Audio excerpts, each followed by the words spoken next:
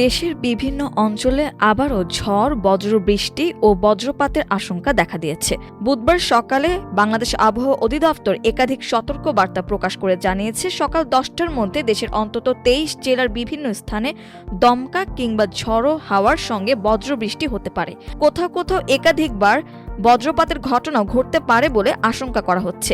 পরিস্থিতি বিবেচনায় সাধারণ মানুষকে সতর্ক থাকার আহ্বান জানিয়েছে আবহাওয়া অফিস। বিশেষ করে বজ্রপাতের সময় খোলা মাঠ, নদী বা উঁচু স্থানে অবস্থান না করার পরামর্শ দেওয়া হয়েছে। আবহাওয়া অধিদপ্তরের অফিসিয়াল ফেসবুক পেজে প্রকাশিত কালবৈশাখী ও বজ্রপাত সংক্রান্ত সতর্কবার্তায় বলা হয়েছে, খুলনা, বরিশাল, সাতক্ষীরা, বাগেরহাট, পিরোজপুর, ঝালকাঠি ও চাঁদপুর জেলার কিছু এলাকায় সকাল 10টার মধ্যে ঝড়ো হাওয়া সহ বজ্রপাত ও বজ্রবৃষ্টি হতে পারে। একই সঙ্গে বৃষ্টি কয়েক দফায় আঘাত হানতে পারে বলেও জানানো হয়েছে।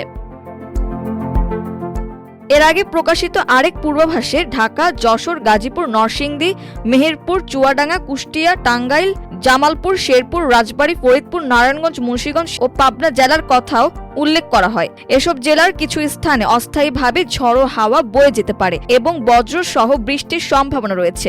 আবহাওয়াবিদরা বলছেন, মৌসুমী বায়ুর প্রভাব ও আকাশে জলীয় বাষ্পের আধিক্যের কারণে দেশের বিভিন্ন এলাকায় হঠাৎ করে কালবৈশাখীর মতো পরিস্থিতি তৈরি হচ্ছে। এদিকে দেশের অভ্যন্তরীণ নদী বন্দরগুলোর জন্য দেয়া বিশেষ সতর্কবার্তায় জানানো হয়েছে, রংপুর, দিনাজপুর, ঢাকা, টাঙ্গাইল, ময়মনসিংহ, কুমিল্লা, চট্টগ্রাম ও সিলেট অঞ্চলের ওপর দিয়ে পশ্চিম অথবা উত্তর পশ্চিম দিক থেকে ঘন্টায় 45 থেকে 60 কিলোমিটার বেগে ঝড়ো হাওয়া বয়ে যেতে পারে। এ সময় বজ্রসহ বৃষ্টির আশঙ্কাও রয়েছে। তাই সংশ্লিষ্ট নদী বন্দরগুলোকে 1 নম্বর সতর্ক সংকেত দেখাতে বলা হয়েছে। নদীপথে চলাচলকারী নৌযানগুলোকে সতর্কতার সঙ্গে চলাচলের নির্দেশনাও দেওয়া হয়েছে।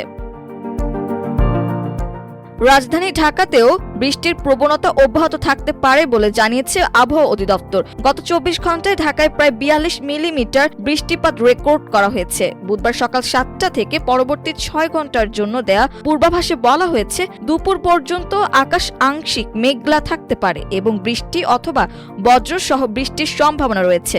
একই সঙ্গে উত্তর অথবা উত্তর পশ্চিম দিক থেকে ঘন্টায় 10 থেকে 15 কিলোমিটার বেগে বাতাস প্রবাহিত হতে পারে। দিনের তাপমাত্রা প্রায় অপরিবর্তিত থাকতে পারে বলেও জানিয়েছে আবহাওয়া অফিস।